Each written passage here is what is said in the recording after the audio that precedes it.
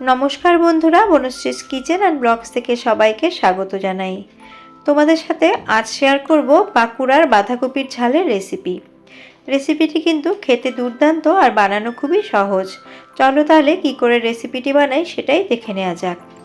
রেসিপিটি বানানোর জন্য এখানে আমি একটা ছোট সাইজের বাঁধাকপিকে এইভাবে কেটে নিয়েছি। যে কোনোভাবেই তোমরা কেটে নিতে পারো। আর কেটে আমি ভালো করে ধুয়ে নিয়েছি। একটু মোটা করে বাঁধাকপিটা কাটলেও কিন্তু কোনো অসুবিধে নেই। আর যা যা লাগবে সেগুলো আমি নিয়ে নিয়েছি। এখানে একটা বড় সাইজের আলু নিয়ে নিয়েছি, আলুটার খোসা ছাড়িয়ে নিয়েছি।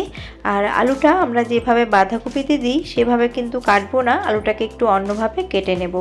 আমরা যেভাবে মাছের ঝোলের মধ্যে একটু মোটা করে লম্বা করে আলু দিই, ঠিক সেইভাবেই আলুটাকে আমি কেটে নিচ্ছি। এখানে আমি একটা আলুর ব্যবহার করেছি। তোমরা যদি বেশি পছন্দ করো বাঁধাকপির মধ্যে আলু, তাহলে আরেকটা আলুও দিয়ে নিতে পারো। আর এখানে একটা বড় সাইজের আমি টমেটো নিয়ে নিয়েছি। আর আমার কিন্তু এতটা টমেটো লাগবে না, যতটুকু লাগবে ততটুকুই আমি ব্যবহার করব। তবে টমেটোটাকে আমি 4 ফালা করে নিচ্ছি। একদমই ছোট ছোট করে টমেটোটাকে কাটবো না, এইভাবে 4 ফালা করেই কেটে নিতে হবে। আর এর মধ্যে লাগবে একটা পেঁয়াজ। আমি একটা মিডিয়াম সাইজের পেঁয়াজ নিয়ে নিয়েছি। পেঁয়াজটাকে আমি একটুখানি মোটা মোটা করে কেটে নিচ্ছি।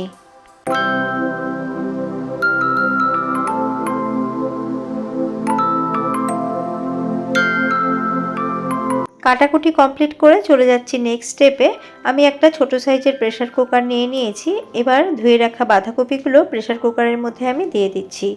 আমি প্রেসার কুকারের মধ্যে বাঁধাকপিটাকে সেদ্ধ করব, তোমরা চাইলে কিন্তু কড়াইয়ের মধ্যেও সেদ্ধ করে নিতে পারো। সমস্ত বাঁধাকপিটা দিয়ে দিলাম। আর যে আলুটা আমি কেটেছিলাম সেই আলুটাকে ধুয়ে আমি ওপরে এইভাবে দিয়ে দিচ্ছি। সমস্ত আলুই কিন্তু ওপর দিক দিয়ে আমি এইভাবে সাজিয়ে দিচ্ছি। এই রেসিপির জন্য আলু কেন মোটা করে কাটতে বলেছি সেটা তোমরা পরে বুঝতে পারবে। এবার যে টমেটো কেটেছিলাম সেই টমেটো থেকে 2 টুকরো টমেটো এর মধ্যে দিয়ে দিচ্ছি। কেটে রাখা পেঁয়াজের মধ্যে থেকে হাফ পোর্শন পেঁয়াজ আমি এখন ব্যবহার করব, আর বাকি হাফ পোর্শন আমি পরে ব্যবহার করব। বাঁধাকপি যাতে ভালো করে মজে যায় তার জন্য এখানে হাফ চামচের মতো আমি নুন দিয়ে দিলাম। আর দিয়ে দিচ্ছি খুব সামান্য একটু হলুদ গুঁড়ো।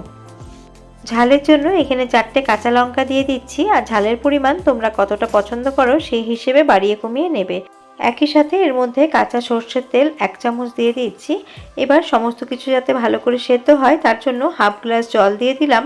তোমরা 1 বাটি বা 1 কাপ জল এর মধ্যে দিতে পারো। এবার ঢাকনাটা লাগিয়ে মিডিয়াম ফ্লেমে একটা হুইসেল লাগিয়ে আমি গ্যাসটাকে অফ করে দিয়ে আমি প্রেসার কুকারটাকে ঠান্ডা হওয়ার জন্য অপেক্ষা করব। বাঁধাকপি সেদ্ধ হতে থাক, আমি একটা মশলা তৈরি করব। তার জন্য গ্যাসের মধ্যে একটা কড়া বসিয়ে দিয়েছি। আর এর মধ্যে দিয়ে দিলাম অল্প পরিমাণ সর্ষের তেল। তেলটা ভালো করে গরম হয়ে গেছে। এবার এর মধ্যে 1 চা চামচ দিয়ে দিলাম গোটা ধনে। একই সাথে এর মধ্যে 1 চা চামচ দিয়ে দিলাম গোটা জিরে। একটা দিয়ে দিলাম শুকনো লঙ্কা। আর তার সাথে 6-7 কোয়া রসুন দিয়ে দিচ্ছি। আর দিয়ে দিচ্ছি হাফ ইঞ্চি মতো আদা। আদাটাকে ছোট ছোট টুকরো করে কেটে নিয়েছি। এবার লো ফ্লেম করে আমি এগুলোকে একটুখানি ভেজে নেব। বন্ধুরা, বাঁধাকপির তরকারি, বাঁধাকপির ঘন্ট, বাঁধাকপির রোস্ট এগুলো খেতে খেতে বোর হয়ে গেলে তোমরা এইভাবে বাঁকুড়ার বাঁধাকপির ঝালের রেসিপিটি ট্রাই করতে পারো। আর দেখো, কথা বলতে বলতে মশলাগুলোকে কিন্তু আমি হালকা করে ভেজে নিয়েছি, হালকা লাল লাল মতো হয়ে গেছে। এখন তেলটা ঝরিয়ে নিয়ে মশলাগুলোকে একটা বাটির মধ্যে তুলে নিচ্ছি। মশলাটা ঠান্ডা হলে আমি পেস্ট করে নেব। তার আগে আমি আরেকটা মশলা তৈরি করব, তার জন্য মিক্সার গ্রাইন্ডারে ছোট জারটা নিয়ে নিয়েছি। এর মধ্যে দিয়ে দিচ্ছি 1 চা চামচ হলুদ সর্ষে, 1 চা চামচ কালো সর্ষে আর ধনেপাতার ডাঁট। ধনেপাতার পাতাগুলোকে বাদ দিয়ে যে ডাঁটিগুলো আছে ডাঁটিগুলোকে আমি ছোট ছোট টুকরো করে কেটে ভালো করে ধুয়ে নিয়েছি। এবার এটা সর্ষের সাথে আমি পেস্ট করে নেব। সর্ষের পেস্ট করব, তার জন্য সামান্য একটু নুন দিয়ে পেস্ট করছি, এতে সর্ষেটা তেতো হবে না। পরিমাণ মতো জল দিয়ে এর একটা মিহি পেস্ট আমি তৈরি করে নিয়েছি। পেস্টটাকে একটা বাটির মধ্যে আমি ঢেলে রাখছি। অপর দিকে হুইসেল পড়ে গেছে আর প্রেসার কুকারটাও ঠান্ডা হয়ে গেছে। এখন আমি প্রেসার কুকারটা খুললাম আর দেখুন প্রেসার কুকারের সমস্ত জিনিস কিন্তু মজে একদম নিচে নেমে গেছে। আর এর মধ্যে থেকে এখন আলুগুলোকে আমি আলতো হাতে তুলে নিচ্ছি। আলুগুলো কিন্তু 80%-এর মতো সেদ্ধ হয়ে গেছে। আর বাঁধাকপি আর সমস্ত কিছুও কিন্তু সেদ্ধ হয়ে গেছে। আলুগুলোকে ওপর থেকে তুলে নিলাম আর তুলে নেব কাঁচা লঙ্কাগুলো। আর এর মধ্যে যে পেঁয়াজ এবং টমেটো আছে, পেঁয়াজ টমেটোটাকে কিন্তু আমি তুলবো না। পেঁয়াজ টমেটোটাকে আমি বাঁধাকপির সাথে একটুখানি স্ম্যাশ করে নেব। এইভাবে বাঁধাকপির সাথে একটুখানি স্ম্যাশ করে নিলে এর মধ্যে খুব সুন্দর একটা ফ্লেভার হবে। আমি খুন্তিটা নিয়ে নিয়েছি, ভালো করে একটুখানি এর সাথে মিশিয়ে নিচ্ছি। এইভাবে মিশিয়ে নিয়ে এটাকে একটা বড় পাত্রের মধ্যে তোমরা ঢেলে রাখতে পারো। আমি পাত্রের মধ্যে ঢালবো না, আমি এর মধ্যে রেখে দেব। এর মধ্যে রেখে আমি এর ঢাকাটা লাগিয়ে রেখে দেবো। সেদ্ধ হয়ে যাওয়া বাঁধাকপিটাকে ঢাকা চাপা দিয়ে আমি রেখে দিচ্ছি সাইডে।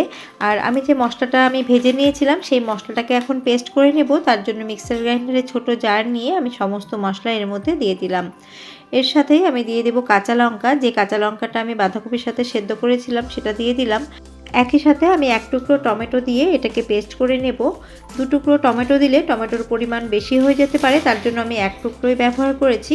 আর তোমরা যদি বেশি পরিমাণ বাঁধাকপি রান্না করো সেই ক্ষেত্রে টমেটোটা আর একটু বাড়িয়ে দেবে। টমেটোটাকে আমি একটু ছোট ছোট টুকরো করে দিয়ে পরিমাণ মতো জল দিয়ে এর একটা মিহি পেস্ট আমি তৈরি করে নিচ্ছি। পরিমাণ মতো জল দিয়ে মশলাটাকে আমি মিহি করে পেস্ট করে নিয়েছি। সমস্ত কিছু রেডি হয়ে গেছে, এখন মূল রান্নাতে চলে যাব। যে কড়াইয়ের মধ্যে মশলাটা ভেজেছিলাম সেই কড়াটাকে আবার গ্যাসের মধ্যে বসিয়ে গরম করে নিয়েছি আর পরিমাণ মতো দিয়ে দিলাম সর্ষের তেল। তেলটা ভালো করে গরম হওয়ার জন্য অপেক্ষা করছি। আর এই বাঁধাকপির ঝালটা কিন্তু সর্ষের তেলেই ভালো হবে বন্ধুরা। তেলটাকে একটুখানি নেড়ে নিয়ে এবার এর মধ্যে দিয়ে দিচ্ছি সামান্য পরিমাণ 5 ফোড়ন। এখানে হাফ চামচের মতো 5 ফোড়ন আছে। 5 ফোড়নটাকে হালকা করে একটুখানি ভেজে নেব। 5 ফোড়ন থেকে সুন্দর গন্ধ ছাড়তে শুরু করেছে। এখন আমি যে পেঁয়াজ রেখে দিয়েছিলাম হাফ পোর্শন, সেই পেঁয়াজটা এর মধ্যে দিয়ে দিচ্ছি। পেঁয়াজটা দিয়ে 1 থেকে 1.5 মিনিট মতো পেঁয়াজটাকে একটুখানি ভেজে নেব। গ্যাসের ফ্লেমটাকে কিন্তু এই সময় লোতেই রাখতে হবে। পেঁয়াজটাকে হালকা একটু নাড়াচাড়া করে এখন যে আলুগুলো তুলেছিলাম সেই আলুগুলোকে দিয়ে দিচ্ছি। এবার আলু এবং পেঁয়াজ একটু লাল লাল করে ভেজে নিতে হবে। আর রেসিপির জন্য আলুটাকে যদি একটু ভালো করে ভেজে রান্না করা যায় তাহলে কিন্তু টেস্টটা খুব ভালো হবে। এবার একটু সময় ধরে এগুলোকে ভেজে নেব। ফোড়নের মধ্যে তেজপাতা দিতে ভুলে গেছিলাম, তেজপাতা এখন দিয়ে দিলাম। দিয়ে এগুলো ভালো করে আমি ভেজে নেব। আলু এবং পেঁয়াজ লাল লাল করে ভেজে নিয়েছি। এবার যে মশলার পেস্ট করেছিলাম সেই মশলার পেস্টটা পুরোটাই দিয়ে দিলাম। দিয়ে সমস্তটা ভালো করে মিশিয়ে নিচ্ছি। এর মধ্যে কাঁচা টমেটোর ব্যবহার হয়েছে, তার জন্য মশলাটা কিন্তু খুব ভালো করে কষিয়ে নিতে হবে।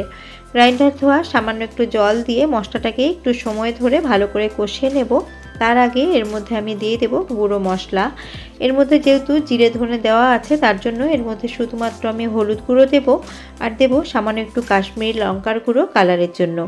এটা পুরোপুরি অপশনাল, আপনারা এটা নাও দিতে পারেন। দিলে কালারটা একটু ভালো হবে, তার জন্য কাশ্মীরি লঙ্কার গুঁড়োটা দিলাম।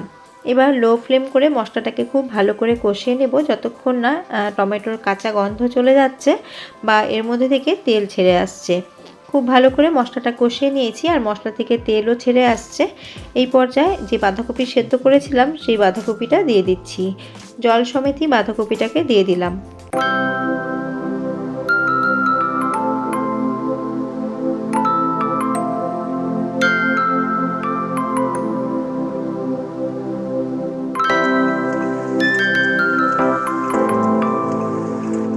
বাঁধাকপি সেদ্ধ করার সময় অল্প পরিমাণ নুন দিয়েছিলাম, সেই বুঝেই এখন নুনটা অ্যাড করে নিলাম। নিয়ে সমস্তটা ভালো করে মিশিয়ে নিচ্ছি।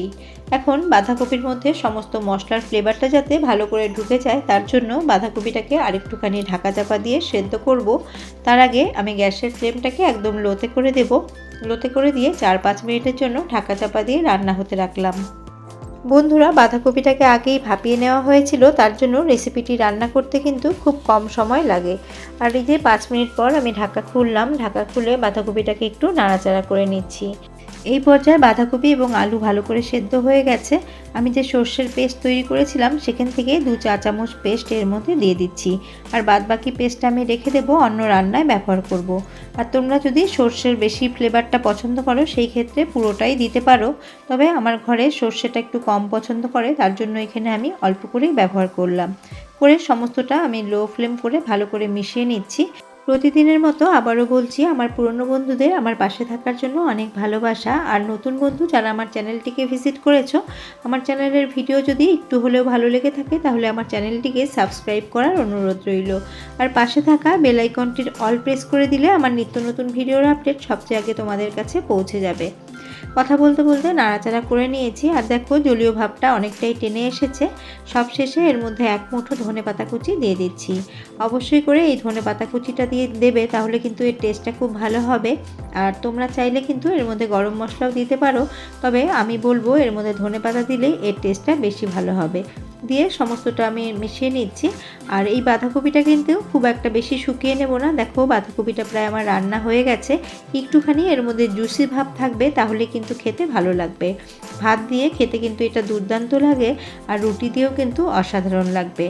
এবার আমি তোমাদের সার্ভ করে দেখাচ্ছি। বাঁকুড়ার বাঁধাকপির ঝালের এই ভাইরাল রেসিপিটি আজ আমি প্রথমবার তৈরি করলাম, আর কেমন হলো তোমরা আমাকে কমেন্ট করে জানিও। আর ভালো লাগলে তোমরা একবার এইভাবে ট্রাই করে দেখতে পারো। বেশি ভালো লেগে থাকলে ফ্রেন্ডস অ্যান্ড ফ্যামিলির সাথে শেয়ার করতে পারো। আবারও আমি হাজির হয়ে যাব অন্য কোনো রেসিপি নিয়ে বা ব্লগস নিয়ে। আজ এই পর্যন্তই, নমস্কার।